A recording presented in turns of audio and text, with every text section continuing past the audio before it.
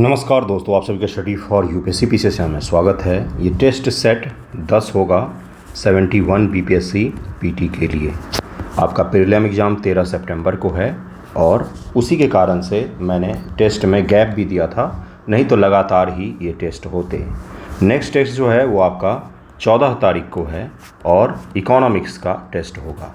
उसके पश्चात से फुल लेंथ सीरीज आपका शुरू हो जाएगा और एक एक दिन के गैप पर वो आपके एग्ज़ाम होंगे। ठीक है, देखिए पहला सवाल क्या है, ये टेस्ट किस स्तर का है। तो आसान सवालों की संख्या अधिक है, मॉडरेट सवालों की संख्या उससे कम है और कठिन सवालों की संख्या सबसे कम इसमें रखा गया है। लेकिन ऐसा भी नहीं है कि पेपर बहुत ही ज़्यादा आसान है। 100% 70 बीपीएससी के टिपिकल जो तरीका था, पैटर्न था, उसी पर आधारित है कि आसान सवाल आता हुआ फैक्ट भी आप गलत कर बैठेंगे। आपके अगर 75, 80 या उससे ज़्यादा नंबर बने हैं तो ठीक है, उतना बनेगा ही। उससे कम नंबर बने हैं तो बंधुओं आसान वाले चैप्टर को थोड़ा सा सही तरीके से रिवाइज़ कर लें, क्योंकि रिवीजन तो चाहिए ही होता है, नहीं तो उसके बिना नहीं हो पाएगा।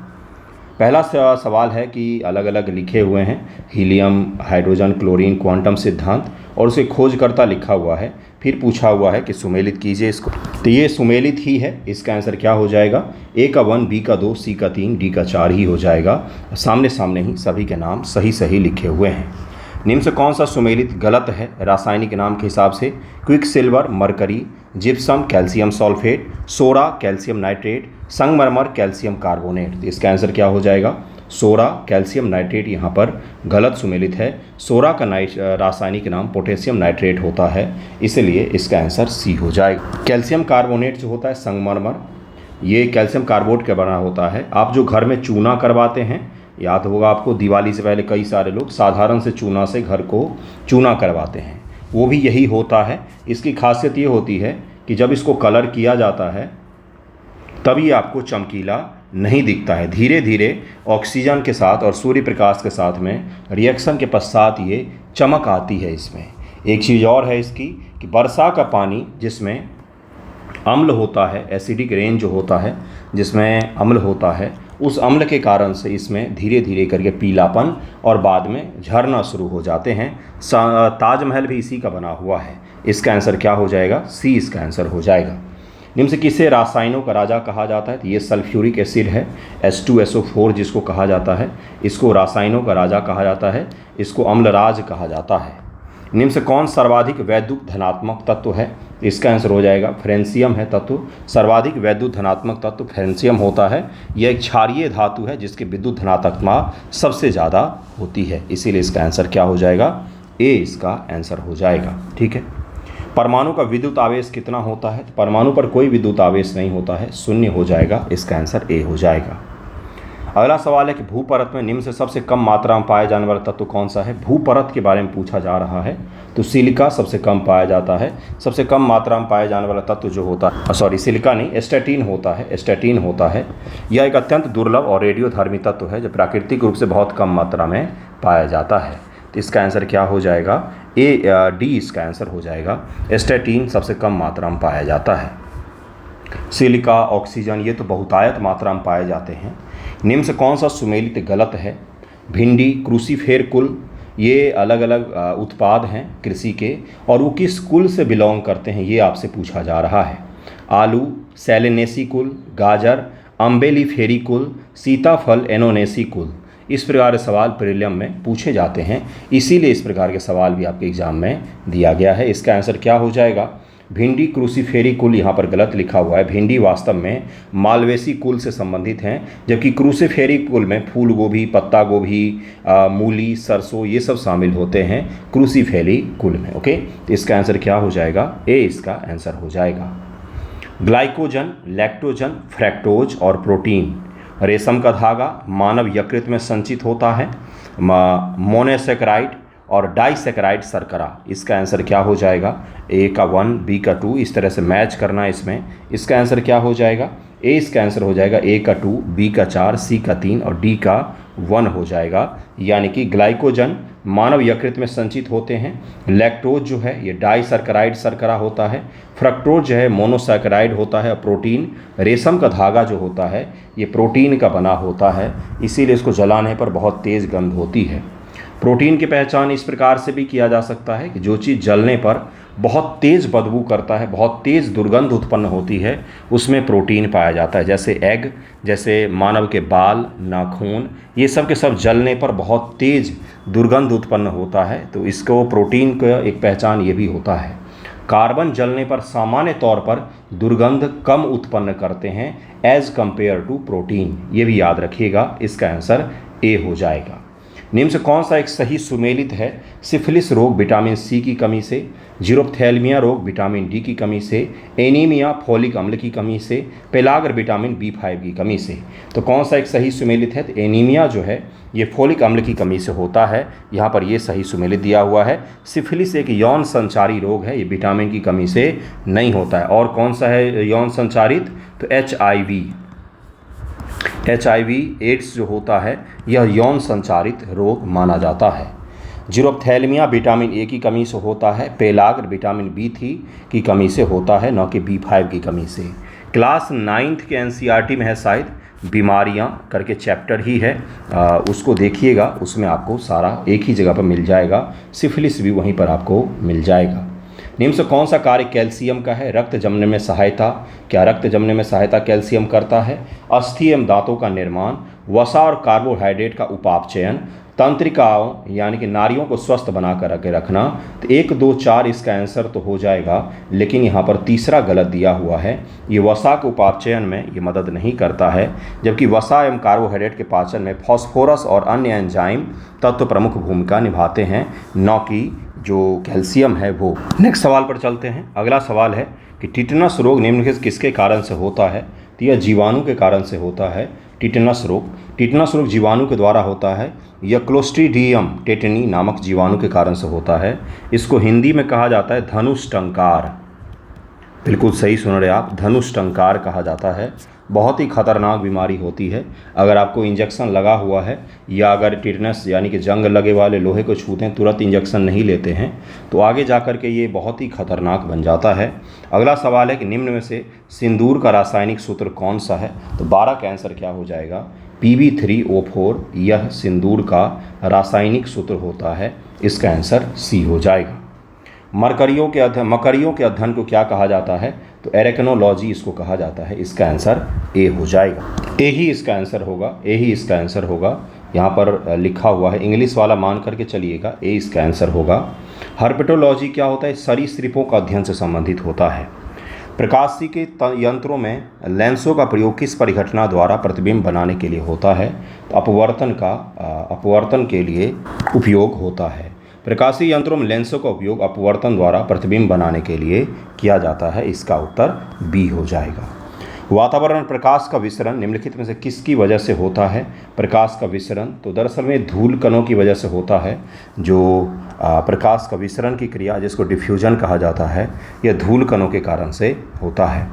रमन प्रभाव का संबंध प्रकाश की उन किरणों से है जो आर पार जाती है किसके? तो केवल प्रिज्मों के आर पार जाती हैं।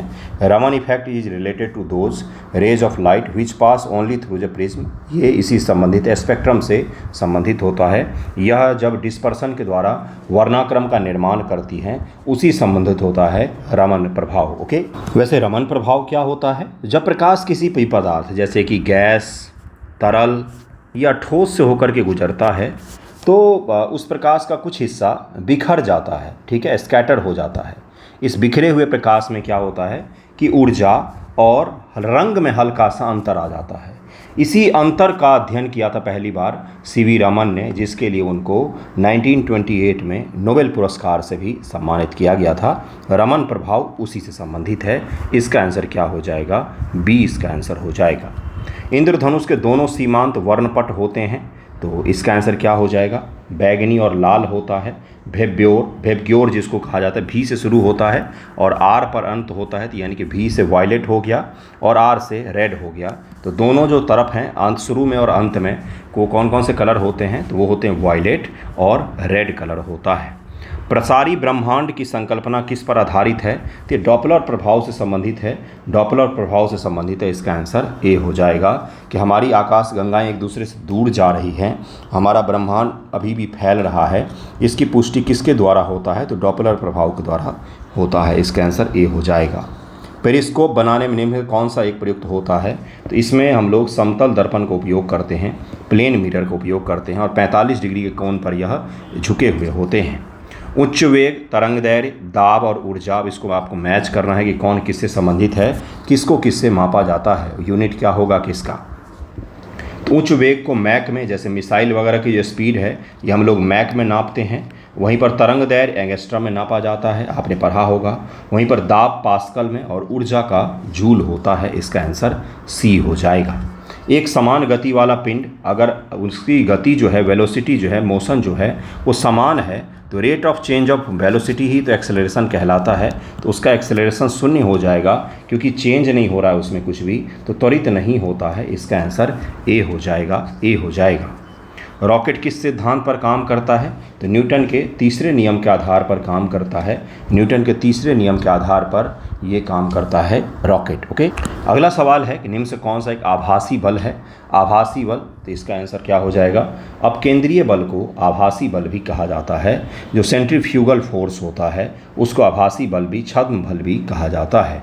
यह बल किसी वक्र पथ पर, अगर ये है सेंटर, कोई इस प्रकार का वक्र पथ है, इस पर कोई गाड़ी जा रही है, तो इस पर ये अनुभव होता है केंद्र से दूर जाने की। जो इस साइड गाड़ी में बैठे होते हैं अक्सर उनको लगता है कि गाड़ी से गिर जाऊंगा। अगर ऑटो में बैठे होंगे तो इस चीज़ को फील किया होगा आपने।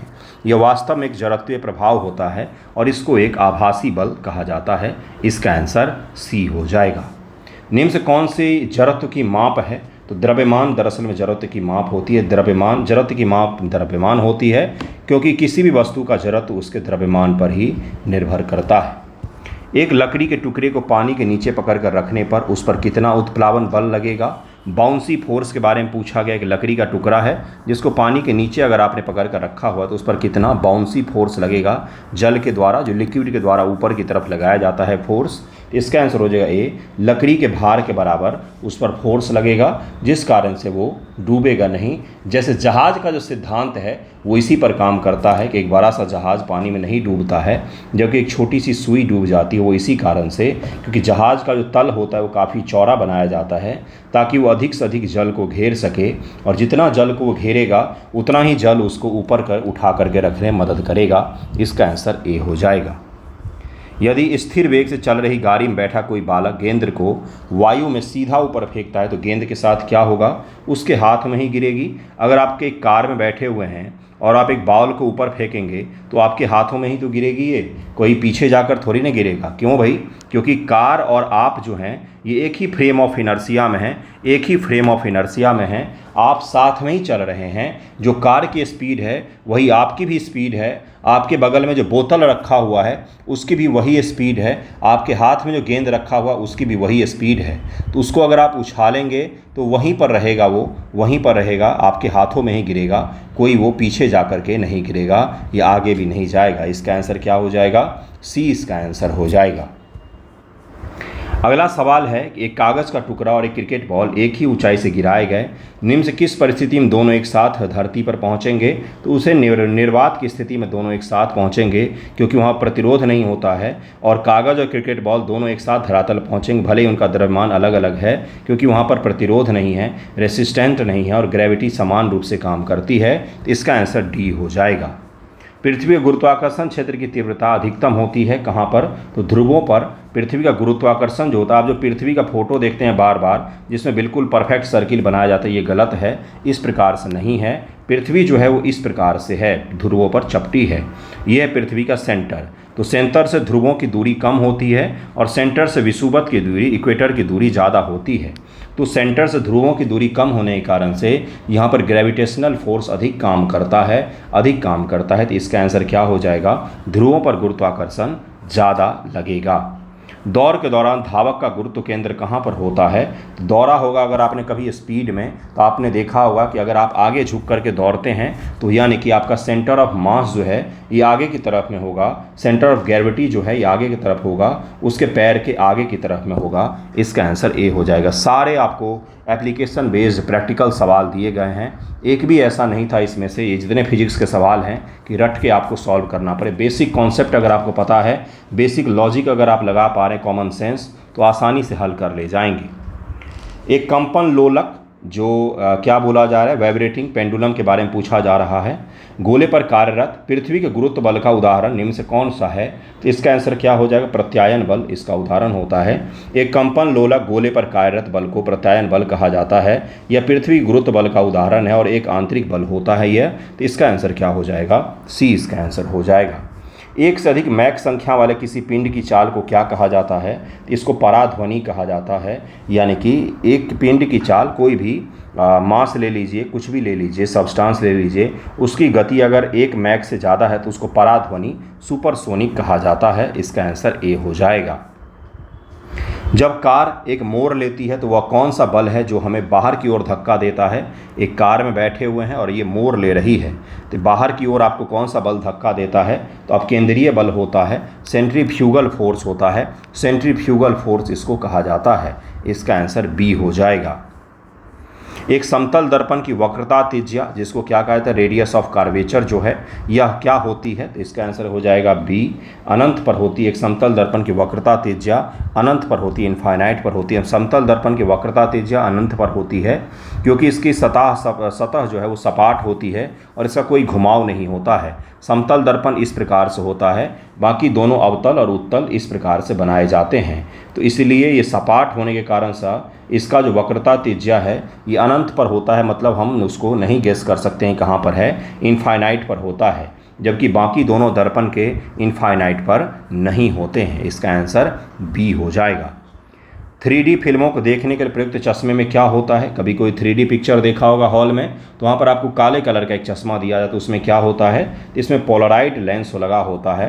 त्रिमीय फिल्मों को देखने के पोलराइड चश्मों का उपयोग किया जाता है। पोलराइड एक प्रकार का सिंथेटिक प्लास्टिक शीट होती है जो प्रकाश को पोलराइज करने की क्षमता रखती है और इसी कारण से आपको 3D फिल्म आसानी से दिख पाता है। पोलराइज ग्लास लोग वैसे भी पहनते हैं, जब बहुत तेज़ सनलाइट आ रही हो तो पोलराइज ग्लास पहना जाता है ताकि आपकी आंखों को कम नुकसान पहुंचे, थकावट कम हो। इसका आंसर बी हो जाएगा। मानव आंख दृश्य प्रकाश के जिस तरंगदैर्घ्य के लिए सर्वाधिक सुग्राही है, यानी कि मानव आंख जो है वो किस वेवलेंथ के प्रकाश को देख सकता है? तो इसका आंसर क्या हो जाएगा? बी हो जाएगा। 5500 एंगस्ट्रम वाले प्रकाश को हम लोग देख सकते हैं, इसके बियॉन्ड हम लोग नहीं देख सकते हैं। जबकि स्पेक्ट्रम तो बहुत विशाल है, तो क्या जो चीज़ें हमें नहीं दिख रही है क्या वो सच हो सकता है? क्या हम ऐसा कह सकते जो चीज़ें हमें दिख रही हैं केवल वही एग्जिस्ट करता है? बिल्कुल भी नहीं। आप एक ही जगह को अलग अलग प्रकार के वेवलेंथ वाले चश्मों में देखिए, आपको अलग अलग रंग का दिखाई देगा। तो इसका मतलब ये कतई नहीं है कि जो चीज़ें हम नहीं देखते हैं वो हमारे आस पड़ोस में नहीं होता है। आपको समझ में आ रहा है कुछ? मैं अंधविश्वास नहीं फैला रहा हूँ, मैं आपको समझाने का, साइंस बताने का प्रयास कर रहा हूँ। मैं आपको ये नहीं कह रहा हूँ कि आपके अगल बगल में भूत बैठा होगा आपको दिख नहीं रहा होगा। मैं आपको ये कह रहा हूँ कि जो फिलॉसफी आप पढ़ते हैं कि जो चीज़ को हम सच मानते हैं वही सच है, ऐसा नहीं होता है। हम जिस चीज़ को जिस रंग का देख रहे हैं वास्तविक में वो उसका रंग है भी कि नहीं, ये भी हम इंसानों को नहीं पता। हम जिसको रेड देख रहे हैं हो सकता है कि कुत्ता उसको ब्लू देख रहा हो, घोड़ा उसको नीला देख रहा हो और दूसरे ग्रह से कोई बैठ के देख रहा हो तो वो उसको वाइट कलर का दिखाई दे रहा हो। यानी कि हम वास्तविक कलर को नहीं देख सकते हैं, हम अपनी इमेजिनेशन के आधार पर डिसाइड करते हैं कि जो विजुअल दिख रहा है उसमें एक बैगनी कलर है और एक रेड कलर है। तो इसका आंसर बी हो जाएगा। 5500 एंगस्ट्रम को हम लोग देख पाते हैं, इसके अलावा हम लोग नहीं देख पाते हैं। कोई वस्तु केवल गुरुत्व क्रिया के अधीन निर्वात में मुक्त रूप से गिर रही है तो निम्न से कौन सा एक गिरने के दौरान स्थिर रहता है? तो कुल यांत्रिक ऊर्जा जो है, टोटल मैकेनिकल एनर्जी, ये स्थिर रहती है। जब कोई वस्तु केवल गुरुत्व क्रिया के अधीन निर्वात में गिरती है तो उसकी कुल यांत्रिक ऊर्जा यानी कि स्थितिज ऊर्जा और गतिज ऊर्जा यह स्थिर रहती है। इसमें ऊर्जा का केवल रूपांतरण होता है, कुल मात्रा उसकी चेंज नहीं होती है क्योंकि अवरोध कोई है ही नहीं, निर्वात में गिर रहा है वो। ओके। हुक का नियम निम्न से किसके लिए मान्य होता है? हुक का नियम तो ए हो जाएगा प्रतिबल तनाव वक्र का केवल समानुपातिक क्षेत्र यानी कि only proportional region of the stress strain curve इसी के लिए मान्य होता है। हुक का नियम कहाँ पर लगता है? तो जहाँ पर भी स्प्रिंग वगैरह की चीज़ें होती हैं ना वहाँ पर ये लगता है। जहाँ पर भी फ्लेक्सिबल चीज़ें होती हैं उसके व्यवहार को बताने के लिए इसका उपयोग किया जाता है। इसमें कहा जाता है कि जब आप एक स्प्रिंग को खींचते हैं या दबाते हैं तो वह एक बल पैदा करता है जो आपको वापस धकेलता या खींचता है। जब आप एक स्प्रिंग को खींचेंगे तो स्प्रिंग भी आपको अपनी तरफ खींचने का प्रयास करता है। हुक का नियम इसी से संबंधित है, इसी के बारे में समझाता है। इसमें क्या होता है, F बराबर क्या होता है तो K इंटू एक्स होता है, जहाँ पर F जो है यह फोर्स है, K जो है स्प्रिंग की कठोरता या एक स्थिरांक होता है, स्थिरांक जो कांस्टेंट कहा जाता है। X क्या होता है तो खिंचाव या संपीड़न की मात्रा होती है कि कितना खिंचाव उत्पन्न हो रहा है उसी की मात्रा होती है। तो F बराबर KX होता है। दरअसल में सारे ये जो निकले हैं ना वो F बराबर ma से ही निकले हैं। ये क्या है, force equal to mass into acceleration, ये सेकेंड लॉ ऑफ न्यूटन है। Force equal to mass into acceleration, तो यहीं से सारे निकले हैं। तो इसीलिए F बराबर K इंटू एक्स याद रखिएगा, शायद क्या पता कभी पूछ ले। अगला सवाल है कि 1 नैनोमीटर का मान निम्न से क्या होता है तो 10 के पावर -9 मीटर और 10 के पावर -7 सेंटीमीटर। जब भी इस तरह का सवाल आता है ना एक चीज़ याद रखिएगा, किस यूनिट में पूछा गया है। सेंटीमीटर में पूछा गया है, मीटर में पूछा गया है। तो मीटर में अगर 10 के पावर -9 मीटर है तो सेंटीमीटर में कितना हो जाएगा, 10 के पावर -7 सेंटीमीटर हो जाएगा। तो इस प्रकार से आप निकाल सकते हैं आसानी से। इसलिए एक बार ज़रूर ये गौर कर लीजिएगा एग्जाम में कि सेंटीमीटर में पूछा है, मीटर में पूछा है कि किस में पूछा गया है। ओके, इसका आंसर क्या हो जाएगा, डी इसका आंसर हो जाएगा। अगला सवाल, एक मनुष्य द्वारा भूमि पर लगाया गया दबाव सबसे अधिक कब होता है। आप एक मनुष्य हैं, आप भूमि पर सबसे अधिक दबाव कब लगा सकते हैं तो जब वह एक पैर की उंगली पर खड़ा होगा। यानी कि आप अगर सिंपल खड़े हैं तो आपके द्वारा दबाव जो है वो कम लग रहा है। वहीं पर आप क्या करते हैं, एक पैर की उंगली पर खड़े हो जाएंगे तो यानी कि आप पहले इतने बड़े एरिया में दबाव लगा रहे थे, अब आप बहुत छोटे से एरिया में, आपका वजन मान लीजिए 70 kg है तो 70 kg का दबाव लगा रहे हैं। यानी कि यहाँ पर दबाव सर्वाधिक लगेगा क्योंकि एरिया कम हो गया है उसका। तो इसका आंसर क्या हो जाएगा, बी इसका आंसर हो जाएगा, बी इसका आंसर हो जाएगा। ये बिल्कुल बेसिक सा कॉमन सेंस का सवाल था। एक पारसेक तारे की दूरी के मापने की इकाई है, यह किसके बराबर होता है तो यह 3.26 प्रकाश वर्ष के बराबर होता है। प्रकाश जब 3.26 वर्ष तक चलती रहेगी तब जाके एक पारसेक दूरी को तय कर पाएगी। प्रकाश 1 सेकंड में 3 लाख किलोमीटर की यात्रा करती है। एम्पियर किस भौतिक राशि की इकाई है तो विद्युत धारा, इलेक्ट्रिक करंट को एम्पियर में मापते हैं। एम्पियर मीटर एक छोटा सा यंत्र देखा है क्या आपने, लैब वगैरह में गए हैं क्या, किसी इलेक्ट्रिसिटी वाले दुकान पर भी चले जाएंगे तो वहाँ पर भी आपको एम्पियर मीटर दिख जाएगा। जो सामान वगैरह ठीक करते हैं, इलेक्ट्रिक रिपेयर का काम करते हैं तो एम्पियर मीटर होता है उनके पास में। इलेक्ट्रिक करंट इसी को नापने के लिए उपयोग किया जाता है। आप उनको बोलेंगे एम्पियर मीटर दिखाओ तो दिखा देंगे, पीले कलर का सामान्य तौर पर होता है। निम्न से कौन सा एक वायुमंडल के ओजोन परत की मोटाई मापने वाली इकाई है तो डॉप्सन में ओजोन परत की इकाई मापी जाती है मोटाई को।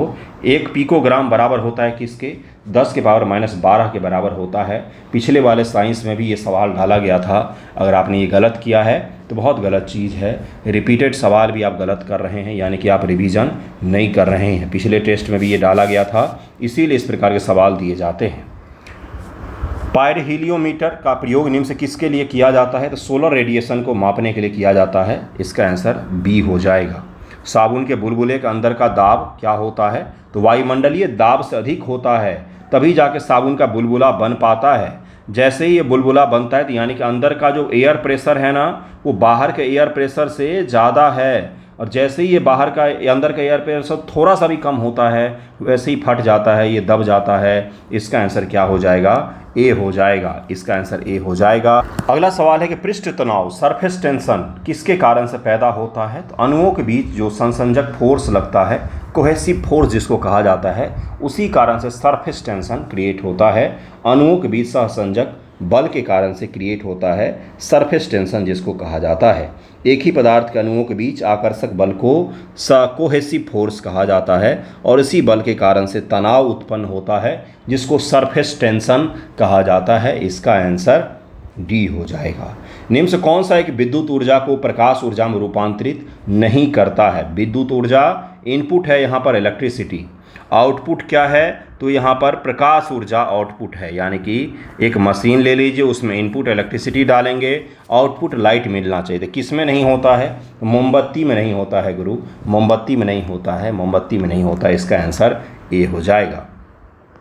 मानव शरीर के विद्युत प्रतिरोध के परिमाण की कोटि क्या है। मानव का शरीर जो है एक इलेक्ट्रिक रेसिस्टेंस के तौर पर काम करता है, तो उसका मैग्नीट्यूड कितना होता है, तो 10 की पावर 6 ओम होता है। इसीलिए बिजली लगने पर अगर तेज़ करंट लगता है तो आदमी बच नहीं पाते हैं, क्योंकि शरीर का रेसिस्टेंस अच्छा खासा होता है। इसीलिए जो है वो तुरंत मृत्यु हो जाती है हाई टेंशन तार को छूने पर। वह युक्ति कौन सी है जो हमारे TV set, computer, radio set आदि में विद्युत आवेश को संग्रहित करने के लिए उपयोग होती है। इसको कैपेसिटर कहा जाता है, कैपेसिटर कहा जाता है। इंग्लिश हिंदी में तो कभी मत कीजिएगा, आपको हिंदी में कभी नहीं पढ़ा होगा संधारित्र, कैपेसिटर जरूर पढ़ा होगा आपको ने, कैपेसिटर जरूर पढ़ा होगा। कैपेसिटर होता है जो शॉर्ट टर्म के लिए स्टोर करके रख सकता है इलेक्ट्रिसिटी को। इसका आंसर सी हो जाएगा। एक विद्युत बल्ब का निर्धारण 110 वोल्ट है, उस पर लिखा हुआ रेटेड 110 वोल्ट। 220 वोल्ट पर काम में लाने के लिए निम्न से किसका प्रयोग करना पड़ेगा हमें, तो रेसिस्टर का प्रयोग करना पड़ेगा। इसका आंसर बी हो जाएगा, ताकि उस बल्ब को बचाया जा सके। एक रेसिस्टर लगा देंगे तो बल्ब जो है वो खराब नहीं होगा। बिजली खपत का बिल किसके मापन पर आधारित होता है, तो वॉट को नापा जाता है। इसमें ए आंसर हो जाएगा। अर्धचालक की चालकता 0 डिग्री केल्विन पर कितना होगा, 0 डिग्री केल्विन पर पूछा जा रहा है आपसे अर्धचालक की चालकता। तो अर्धचालक की खासियत ही यही होती है कि उसको जब एक पर्टिकुलर टेम्परेचर दिया जाता है तब वो चालक के भांति काम करता है, नहीं तो अर्धचालक जो है वह चालक नहीं बन पाएगा। उसको एक बहुत ही मिनिमम टेम्परेचर हमें देना पड़ता है, तब जाके वो चालक के भांति काम करता है। इसका आंसर हो जाएगा डी। 0 डिग्री पर तो उसका जीरो होगा चालकता, उसमें कंडक्टिविटी होगी ही नहीं। इसका आंसर डी हो जाएगा। निम्न से कौन सा तत्व जीव द्रव में सर्वाधिक मात्रा में पाया जाता है। जीव द्रव जो आपका क्या बोलते हैं, सेल होता है, सेल के अंदर में जीव द्रव रहता है, उसमें सबसे सर्वाधिक तत्व कौन सा पाया जाता है, तो ऑक्सीजन सबसे ज़्यादा होता है। उसमें ऑक्सीजन सबसे ज़्यादा होता है, ऑक्सीजन 65%, कार्बन 18.5%, हाइड्रोजन 16.5% और नाइट्रोजन 3.3% पाया जाता है। डीएनए से आरएनए बनने की विधि को ट्रांसक्रिप्शन कहा जाता है। ए इसका आंसर हो जाएगा, ए इसका आंसर हो जाएगा। आरएनए की न्यूक्लियोटाइड आकर जुड़ जाती है तथा नाइट्रोजन बेस थाइमिन के स्थान पर यूरेसिल आ जाता है। इसका आंसर ए हो जाएगा। अगला सवाल है निम्न से कौन सा सही सुमेलित है। एनाटॉमी आंतरिक संरचना का अध्ययन, हिस्टोलॉजी कवकों का अध्ययन, फाइकोलॉजी पादप जीवाश्मों का अध्ययन, एग्रोनॉमी पादप वर्गीकरण का अध्ययन। इसका आंसर क्या हो जाएगा, anatomy study of internal structure. इसका आंसर ए हो जाएगा। अगले सवाल पर चलते हैं बंधुओं। जीवाणुओं को पादप जगत में रखा जाता है। जीवाणुओं में कोशिका भित्ति का अभाव होता है।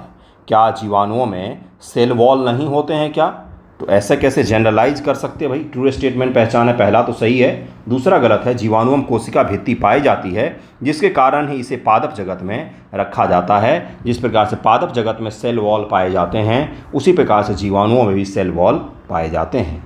निम्न से किस शैवाल का प्रयोग अंतरिक्ष में भोजन के रूप में किया जाता है, तो इसका आंसर क्या हो जाएगा, क्लोरेला का उपयोग किया जाता है। इसका आंसर बी हो जाएगा, बी हो जाएगा। क्लोरेला नामक शैवाल का अंतरिक्ष यात्रियों द्वारा भोजन के रूप में उपयोग किया जाता है। इस शैवाल में प्रोटीन, जल और ऑक्सीजन अधिक होते हैं। यह शैवाल शीघ्रता से प्रजनन करता है तथा कार्बन डाइऑक्साइड का उपयोग करके अपना भोजन भी बनाता है।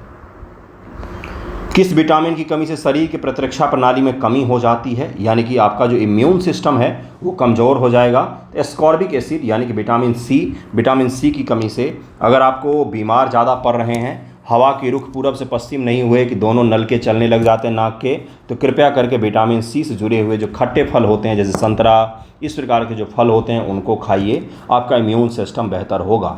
बहुत सारे बच्चों के साथ ये चीज़ दिक्कत होता है। इसका आंसर सी हो जाएगा। एस्कॉर्बिक एसिड की कमी से शरीर की प्रतिरक्षा प्रणाली कमज़ोर हो जाती है। एस्कॉर्बिक एसिड विटामिन सी का रासायनिक नाम है। इसका आंसर सी हो जाएगा। तेज़ गर्मी के मौसम में रेगिस्तान में घटित होने वाली दृष्टिभ्रम की घटना किस सिद्धांत पर आधारित होती है, तो पूर्ण आंतरिक परावर्तन। जो मृग मारीचिका उत्पन्न होती है, जिसको मिराज कहा जाता है, क्या कहा जाता है, मिराज जिसको कहा जाता है, तो वो आपका टोटल इंटरनल रिफ्लेक्शन के कारण से ही आपको प्रतीत होता है कि वहाँ पर जल है, लेकिन जब वहाँ पर जाते हैं तो रेत के अलावा कुछ भी नहीं होता है। ये मिराज इसी कारण से उत्पन्न होता है। हीरे का चमकना भी इसी के कारण होता है बंधुओं। हीरा जो चमकता है वो भी इसी के कारण से चमकता है, टोटल इंटरनल रिफ्लेक्शन के कारण से ही चमकता है। उष्मा हानि उष्मा वृद्धि का संबंध निम्न से किससे निरूपित होता है? उष्मा हानि बराबर उष्मा वृद्धि। तो यह कैलोरीमीटर का सिद्धांत है, कैलोरीमेट्री का सिद्धांत इसको कहा जाता है। इसका आंसर सी हो जाएगा। निम्न तापमान प्राप्त करने के लिए जूल थॉमसन प्रक्रम अत्यधिक उपयोगी तथा मितव्ययी है, पर प्रक्रम किस श्रेणी में आता है? यह रुद्धोष्ण प्रकार का प्रक्रम कहलाता है। रिफ्रैक्टरी प्रोसेस इसको कहा जाता है। इस प्रोसेस में अगर कोई वस्तु रखा हुआ है तो उस वस्तु और इन्वायरमेंट के बीच में तापमान का आदान प्रदान नहीं होता है, उसी को कहा जाता है रुद्धोष्ण प्रक्रम, उसको कहा जाता है। थर्मोडायनामिक्स का सवाल था ये, हीट वाले टेम्परेचर वाले जो चैप्टर होते हैं उसका सवाल था ये।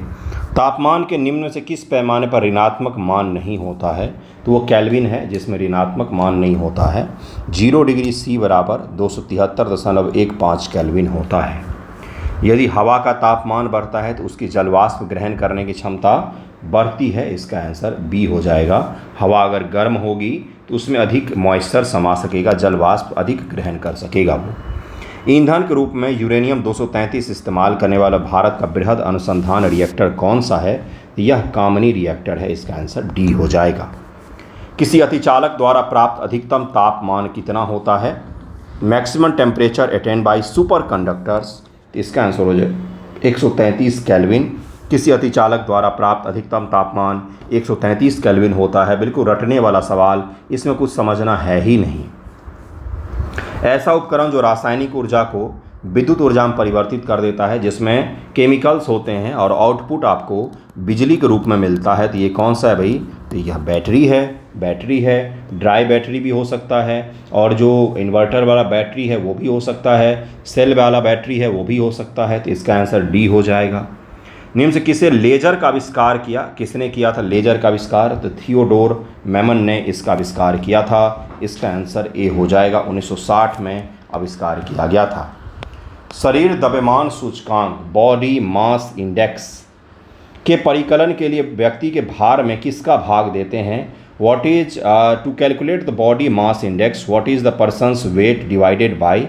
तो इसमें हम ऊंचाई का वर्ग जो होता है, स्क्वायर ऑफ हाइट जो होता है, उससे हम भाग देते हैं, तो BMI निकल आता है।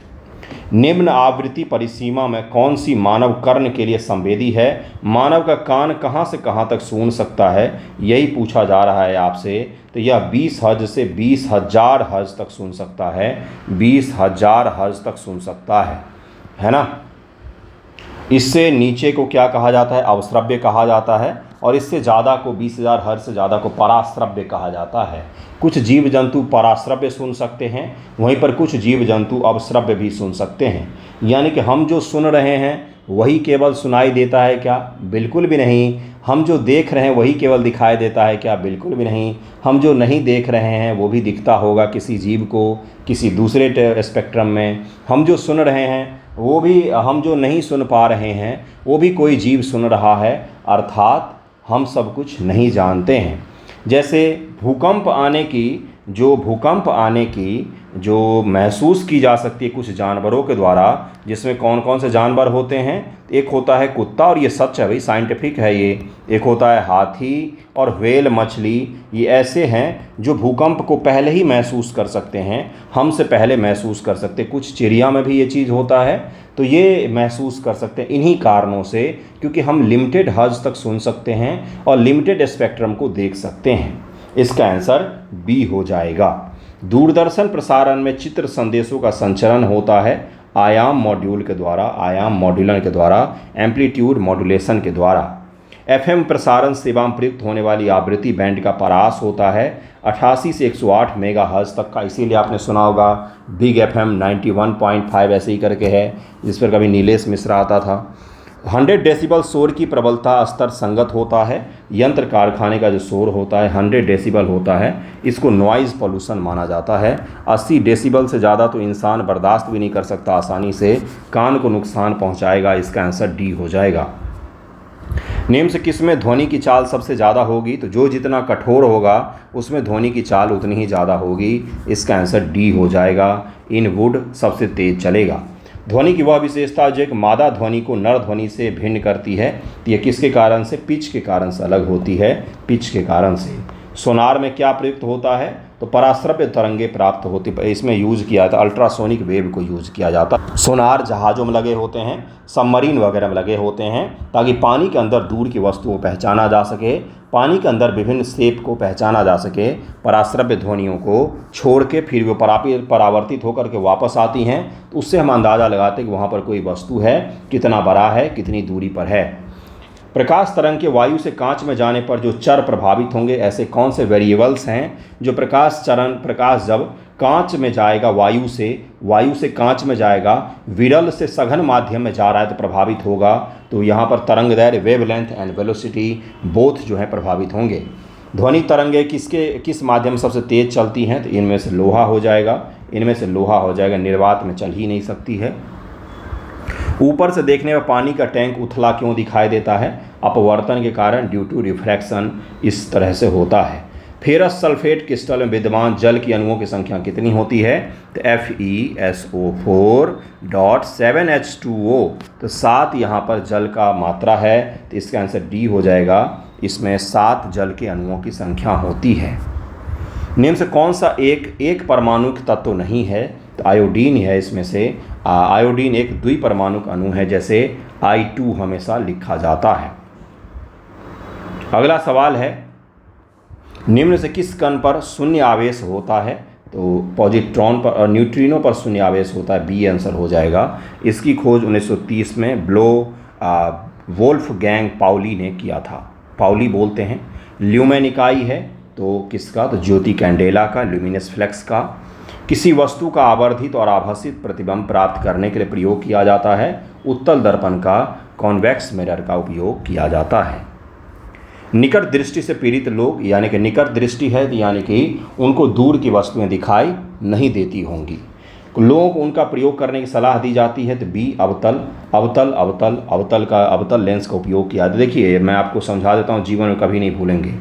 निकट 3 वर्ड है इसमें, और अवतल इसमें भी ज़्यादा वर्ड्स हैं, तो ये क्या हो जाएगा? ये हो जाएगा किसमें? तो निकट में निकट दृष्टि दोष ज़्यादा बड़े वर्ड हैं दोनों। उत्तल 3 ही वर्ड है, दूर 2 ही वर्ड है। तो दूर दृष्टि दोष में उत्तल लेंस का उपयोग किया जाता है, निकट दृष्टि दोष में अवतल लेंस का उपयोग किया जाता है। इस प्रकार का ट्रिक से आप याद रख सकते हैं। कितना भी पढ़ लो, इसमें कन्फ्यूजन हो ही जाता है। तो अब आप कभी नहीं भूलेंगे, अवतल बड़ा शब्द है, निकट भी बड़ा शब्द है, तो यानी कि ये क्या हो जाएगा? यहाँ पर निकट में अवतल का उपयोग किया जाता है। वहीं पर दूर और उत्तल भी आपको ऊ से प्रतीत होता है, दूर और ऊ, तो यानी कि वो दूर दृष्टि में उपयोग किया जाता है। ये ट्रिक होते हैं क्योंकि ये कन्फ्यूजिंग वाले सवाल होते हैं, हमेशा भूल जाओगे किस में किसका प्रयोग होता है, आते हुए भी भूल जाएंगे। लैम्बर्ट नियम किससे संबंधित होता है?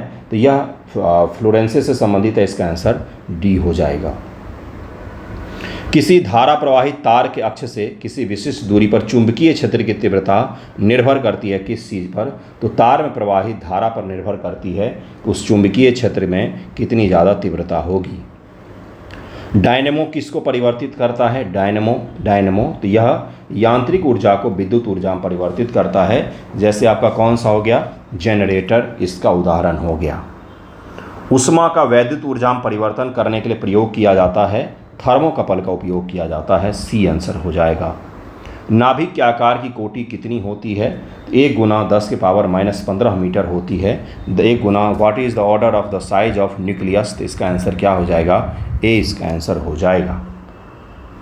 मेथनॉल में सहसंयोजी आबंधों कुल संख्या कितनी होती है? तो 5 होती है, 1 2 3 4 5। ये मेथनॉल में 5 होती है। CH3OH इसका फॉर्मूला होता है, इसका आंसर क्या हो जाएगा? सी इसका आंसर हो जाएगा। चूने के पानी में CO2 गैस गुजारने पर किस रंग का अवक्षेप प्राप्त होता है? तो यह सफ़ेद रंग का प्राप्त होता है, इसका आंसर सी हो जाएगा। बेंजीन के 1 मोल को संतृप्त करने के लिए H2G के मोल की कितनी संख्या चाहिए होता है? तो यह आपको 3 चाहिए होता है। C6H6 एक अत्यंत अस्थायी एरोमेटिक यौगिक होता है। इसे पूरी तरह से संतृप्त करने के लिए H2 के 3 मोल की आवश्यकता पड़ती है। 3 मोल की आपको आवश्यकता पड़ेगी। इसका आंसर क्या हो जाएगा? सी इसका आंसर हो जाएगा। यूरेनियम विखंडन की सतत प्रक्रिया को जारी रखने के लिए किस कण की ज़रूरत होती है? तो न्यूट्रॉन की आवश्यकता पड़ती है, हमें न्यूट्रॉन की आवश्यकता पड़ती है। यूरेनियम परमाणु विखंडन की सतत श्रृंखला को बनाए रखने के लिए 1 से 3 में टूटता है, फिर 3 से 3 और में टूटेगा, हर जो है 3 में और टूटेगा। इस प्रक्रिया को जारी रखने के लिए न्यूट्रॉन की आवश्यकता पड़ती है। इसका आंसर सी हो जाएगा। यूरेनियम अंततः किस तत्व के अस्थायी समस्थानिक बदल जाता है? तो यह सीसा के अस्थायी समस्थानिक बदल जाता है। Pb 208 प्राप्त हो जाता है अंततः। निम्न कण एक ही गतिज ऊर्जा के साथ चल रहे हैं, इनमें सबसे अधिक संवेग किसका होगा? सबसे अधिक संवेग अल्फा कणों का होगा। सबसे अधिक संवेग जो है वो अल्फा कणों का होगा। प्रकाश का प्रयोग द्वारा किसी धात्विक सतह से इलेक्ट्रॉन उत्सर्जन को क्या कहते हैं? तो यही तो प्रयोग था जो आइंस्टाइन ने किया था कि एक सतह पर उसने प्रकाश को टकराया और यहाँ पर देखा कि इलेक्ट्रॉन का उत्सर्जन होने लग गया। इससे 2 चीज़ें प्रूव हुई। एक तो यह कि प्रकाश जो है वो केवल एक वेव नहीं है, बल्कि कभी कभी जो है प्रकाश एक पार्टिकल के तौर पर भी काम कर सकता है, जिसके टकराने से किसी सतह से इलेक्ट्रॉन का उत्सर्जन हो सकता है। तो इसी को फोटो इलेक्ट्रिक इफेक्ट कहा जाता है बंधुओं। बी आंसर हो जाएगा। प्रकाश विद्युत उत्सर्जन इसको कहा जाता है। दूध का औसत pH कितना होता है? तो 6.6 होता है। 6.6 होता है। निम्न से कौन सा यौगिक लुईस अम्ल नहीं है? तो NH3 जो है लुईस अम्ल वह यौगिक है जो इलेक्ट्रॉन युग्म स्वीकार करता है। अमोनिया जो है लुईस अम्ल नहीं है यहाँ पर। निम्न से कौन सा हाइपोब्रोमस अम्ल का रासायनिक सूत्र है? HOBr हाइपोब्रोमस का रासायनिक सूत्र होता है। यह कमज़ोर और अस्थिर अम्ल होता है जो जल और ब्रोमीन के साथ में बहुत तेज़ी गति से अभिक्रिया करती है। अमोनिया क्लोराइड घोल है किस चीज़ का? तो यह अम्लीय घोल है एक प्रकार का। NH4Cl होता है इसका, और यह एक अम्लीय होता है, एसिडिक होता है नेचर में।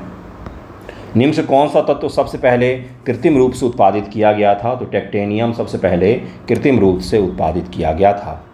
टंगस्टन का प्रतीक क्या होता है? तो W से टंगस्टन को लिखते हैं। W से परमाणु क्रमांक 74 होता है और यह श्वेत रंग की धातु होती है, वाइट कलर की। टंगस्टन का उपयोग कहाँ पर किया जाता है? तो बल्ब के फिलामेंट बनाने में इसका उपयोग किया जाता है। निम्न से किसे स्नेहक के रूप में उपयोग किया जाता है? लुब्रिकेंट के रूप में किसका उपयोग किया जाता है? तो इसमें से ग्रेफाइट का उपयोग लुब्रिकेंट के रूप में किया जाता है। स्टील में कितना % कार्बन होता है? तो मात्र 0.1 से 2% तक कार्बन होता है। हीटर की कॉइल किसकी बनी होती है? अब तो बहुत बीते समय की बात होगी। नाइक्रोम की बनी होती है, या नाइक्रोम के तार लगी होती हीटर में जो हीट होता है, जिससे पहले किसी ज़माने में उसका उपयोग होता था। कौन सा सही सुमेलित है? कैरेट मीटर स्वर्ण की शुद्धता, विंडमैन वायु की दिशा तय करने वाला यंत्र, वोल्ट मीटर विद्युत धारा मापने वाला, बोलोमीटर उष्मीय तथा विद्युत चुंबकीय विकिरण मापने वाला। ए इसका आंसर हो जाएगा। पहला और चौथा यहाँ पर सही दिया हुआ है। यदि किसी पेंडुलम को चंद्रमा पर ले जाया जाए तो उसकी समय अवधि पर क्या प्रभाव पड़ेगा? तो पेंडुलम ग्रेविटी के कारण से हिलता है, तो जहाँ पर ग्रेविटी कमज़ोर हो जाएगा वहाँ पर पेंडुलम स्लो हो जाएगा। तो यानी कि इसका आंसर क्या हो जाएगा? पेंडुलम स्लो हो जाएगा और समय अवधि बढ़ जाएगी, क्योंकि पेंडुलम के चलने से ही तो समय अवधि चलती है, समय अवधि बढ़ जाएगी। इसका आंसर बी हो जाएगा। निम्न से किस में संवहन होता है? तो केवल ठोस और गैस में संवहन होता है, द्रव में संवहन नहीं हो सकता है। इसमें कण एक जगह से दूसरे जगह स्थानांतरित होकर के एनर्जी को ट्रांसफ़र करते हैं। निम्न से किस राशि का ध्वनि की चाल पर कोई प्रभाव नहीं पड़ता है? तो दाब का ध्वनि के स्पीड पर कोई प्रभाव नहीं पड़ता है। खतरे के संकेतों के रंग लाल बनाए जाते हैं। लाल रंग का प्रकीर्णन सबसे कम होता है और यह दूर तक दिखाई देता है। 110 का आंसर क्या हो जाएगा? सी आंसर हो जाएगा। दोनों यहाँ पर सही दिया हुआ है। जर्मन सिल्वर बर्तन बनाने में, रोज मेटल स्वचालित फ्यूज बनाने में, डच मेटल सस्ते आभूषण बनाने में। तो इसका आंसर हो जाएगा डी। तीनों यहाँ पर सही दिए हुए हैं। तीनों के तीनों यहाँ पर सही दिए हुए हैं। यूजेनॉल एक प्राकृतिक दर्द निवारक है। यह आपको लौंग से प्राप्त होता है, लौंग से, और ये जो लौंग से है ये दांत के दर्द में आपको सहायता करता है। निम्न से किसका प्रयोग खाद्य परिरक्षण के रूप में किया जाता है? तो सोडियम बेंजोएट का उपयोग किया जाता है। इसका आंसर बी हो जाएगा। कार्बनिक यौगिक और उसका उपयोग एस्पिरिन, नाइट्रोग्लिसरीन, एस्पार्टेम और बेकेलाइट लिखा हुआ है। इसका आंसर क्या हो जाएगा? डी हो जाएगा। अर्थात एस्पिरिन एंटीपायरेटिक होता है, नाइट्रोग्लिसरीन विस्फोटक के रूप में उपयोग किया जाता है, एस्पार्टेम यह कृत्रिम मधुरक होता है, आर्टिफिशियल स्वीटनर जिसको कहा जाता है बंधुओं, और बेकेलाइट ये इलेक्ट्रॉनिक उद्योग में काफ़ी बड़े स्तर पर इसका उपयोग किया जाता है। नाभिक के अलावा कोशिका के लिए कोशिकांग में डीएनए होता है कहाँ पर?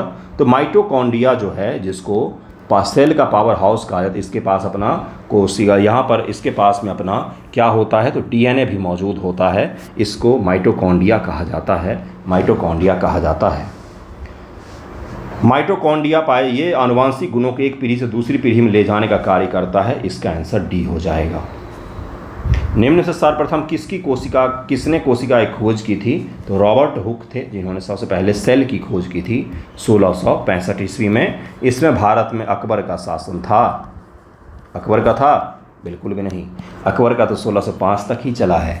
किसका शासन था इस समय? जहांगीर का भी ख़त्म हो गया था, औरंगजेब का शासन चल रहा था इसमें भारत में। इसका आंसर बी हो जाएगा। निम्न से कौन सा पादप हार्मोन फलों को पकाने में मदद करता है? इथिलीन जो है यह मदद करता है। पिछले पेपर में भी था, फिर भी कुछ बच्चों ने अवश्य रूप से गलत किया होगा। विटामिन, एंजाइम, हार्मोन एवं protein, pepsin, carotene, keratin, testosterone. तो टेस्टोस्टेरोन क्या है भाई? टेस्टोस्टेरोन हार्मोन है ना। विटामिन कौन सा है? तो जो कैरोटीन है यह विटामिन है। एंजाइम कौन सा है? तो पेप्सिन जो है पाचक का काम करता है, तो एंजाइम यही होगा। और प्रोटीन क्या हो जाएगा? तो कैरेटीन जो है, कई सारे महिलाएं इसका उपयोग करती हैं, पुरुष भी करते हैं। कई सारे लोग जो जाते हैं सैलून में हेयर स्ट्रेट करवाने, तो वहाँ पर कैरोटीन नामक प्रोटीन का उपयोग किया जाता है, जो बहुत तेज़ दुर्गंध फैलाता है। इसका आंसर क्या हो जाएगा? बी इसका आंसर हो जाएगा। ए का 2, बी का 1, सी का 4, डी का 3 हो जाएगा। कैरोटीन प्रोटीन होता है। अपने आस पड़ोस में चीज़ों को गौर किया कीजिए, आपको बहुत सारी साइंस तो वहीं पर दिख जाएगा। किस विटामिन को एंटी कैंसर विटामिन भी कहा जाता है? तो विटामिन B7 होता है, विटामिन B17 होता है, को एंटी कैंसर विटामिन कहा जाता है। विटामिन B9 को फॉलिक अम्ल का समूह का कहा जाता है। विटामिन और विटामिन की कमी से होने वाले रोगों में कौन सा गलत सुमेलित है? कैल्सीफेरॉल अस्थिरुग्णता, नियासिन पेलाग्र, कोबालमीन रक्त अल्पता, राइबोफ्लेविन बेरी बेरी। तो राइबोफ्लेविन बेरी बेरी गलत लिखा हुआ है। बेरी बेरी विटामिन B1 की कमी से होता है। विटामिन B2 का नाम राइबोफ्लेविन है। एंटीबायोटिक सुरक्षात्मक प्रोटीन है। ये हानिकारक पदार्थों तथा आक्रमणकारी जीवाणुओं से शरीर की सुरक्षा करते हैं। बिल्कुल सही है भाई, सी आंसर हो जाएगा। यही तो होता है एंटीबायोटिक। निम्न से कौन सा कार्य जड़ों का नहीं है? तो प्रकाश संश्लेषण पत्तियों का काम है, जड़ों का काम ये नहीं है। किसी वृक्ष को अधिकतम हानि तब पहुंचती है जब उसकी छाल को आप अलग कर देते हैं। एक बार वो पत्तियां गिर जाएंगी, फिर भी वृक्ष जिंदा रहते हैं पतझड़ के मौसम में, लेकिन अगर आप उनका छाल काट देते हैं तो उन तक जल और भोजन पहुंचना बंद हो जाता है और वो वृक्ष सूख जाते हैं कुछ दिनों में। निम्न से किस कोशिका से इंसुलिन का स्रावन होता है? तो यह बीटा कोशिका से इंसुलिन का स्रावन होता है। इसका उत्तर बी हो जाएगा। क्षेत्रीय भाषा में अपने फैसले को प्रकाशित करने वाला भारत का पहला high court Kerala high court है, जिसने मलयाली भाषा में प्रकाशित किया है। प्रत्यस्थ ऊतक जो हड्डियों को एक साथ पकड़े रहते हैं, उन्हें क्या कहा जाता है? उनको स्यानु कहा जाता है, लिगामेंट कहा जाता है उनको। यदि एक पौधे को बिना पानी के अति उर्वरक दिया जाए तो क्या हो जाएगा? जीव द्रव्य संकुचन के कारण से मर जाएगा। आप केवल उर्वरक डालते जा रहे, खाद पे खाद, पानी नहीं दे रहे हैं तो सूख जाएगा पौधा। लाल मिर्च तीखी होती है कैप्सेसिन के कारण। निम्न से कौन सा पदार्थ प्रोटीन नहीं है? तो कपास जो है यह कार्ब्स होता है, कार्बोहाइड्रेट परिवार से बिलोंग करता है, यह प्रोटीन नहीं होता है। बाल, मृत रेशम और खुर यानी कि जानवर के खुर और नाखून आपके, ये सब के सब प्रोटीन ही होता है। आपका नाखून जो है वो भी प्रोटीन ही होता है। अल्फा केराटिन एक प्रोटीन है, यह त्वचा में उपस्थित होता है। अल्फा केराटिन यह त्वचा में उपस्थित होता है, जो मानव त्वचा की बाहरी परत में पाया जाता है। यह बाह्य त्वचा के क्षतिग्रस्त भाग की रक्षा करता है, तो ये अल्फा केराटिन ही होता है। दूध का धवल रंग तो कैसीन के कारण से होता है। ग्लूकोज ऊर्जा का एक स्रोत है। ग्लूकोज निम्न से किस प्रकार का अणु है? यह कार्बोहाइड्रेट का अणु है। कार्बोहाइड्रेट का ये आंसर हो जाएगा। रडार का आविष्कारक कौन था? तो रॉबर्ट वॉटसन ने रडार का आविष्कार किया था 1930 में। निम्नलिखित बीमारियों से किसी एक के उपचार के लिए स्टेम कोशिका चिकित्सा उपयोग नहीं होता है? स्टेम सेल थेरेपी का उपयोग नहीं किया जाता है। तो इसका आंसर हो जाएगा विजुअल इम्पेयरमेंट के उपयोग के लिए, इलाज के लिए इसका उपयोग नहीं होता। बाकी हार्ट फेल्योर, कैंसर और मस्तिष्क क्षति में इसका उपयोग किया जाता है। किंकर थ्योरी का संबंध निम्न से किस घटना से है? तो काल प्रभावन यानी कि टाइम इफेक्ट से संबंधित है किंकर थ्योरी। यदि पृथ्वी पर पाई जाने वाली वनस्पतियाँ, पेड़ पौधे समाप्त हो जाएं तो किस गैस की कमी हो जाएगी? तो दरअसल में ऑक्सीजन की कमी हो जाएगी यहाँ पर। ये तो बहुत आसान सवाल था भाई। प्राणियों में आहार, श्वसन व संश्लेषण 3 प्रमुख गुण हैं। किस चीज़ के उपापचय के गुण हैं ये? प्राणियों में आहार, श्वसन व संश्लेषण प्रमुख गुण माने जाते हैं। जिस रूप में पौधे नाइट्रोजन प्राप्त करते हैं वह कौन सा है? तो नाइट्रेट के रूप में प्राप्त करते हैं हमेशा पौधे। नाइट्रेट राइजोबियम बना सकते हैं और भी बहुत सारे मेथड है जिसके द्वारा नाइट्रेट बनाए जाते हैं। डलबर्जिया जाति निम्न से किस एक से संबंधित है? तो यह शीशम की जाति है। सिम्बी कुल का वृक्ष होता है डलबर्जिया। मनुष्य के रक्त में ऑक्सीजन ले जाने वाला हीमोग्लोबिन होता है। बहुत आसान सवाल, अंत में कुछ आसान सवाल थे। रक्त ग्लूकोज स्तर सामान्यतः व्यक्त किया जाता है तो मिलीग्राम प्रति डेसीलीटर में व्यक्त किया जाता है। WBC व्हाइट ब्लड सेल का बनना तथा RBC का विनाश होता है कहाँ पर? तो प्लीहा में इसका विकास होता है और विनाश भी होता है। वहाँ पर रक्त की फैक्ट्री होती है प्लीहा। निम्न से कौन सा अशुद्ध रक्त संचार करता है?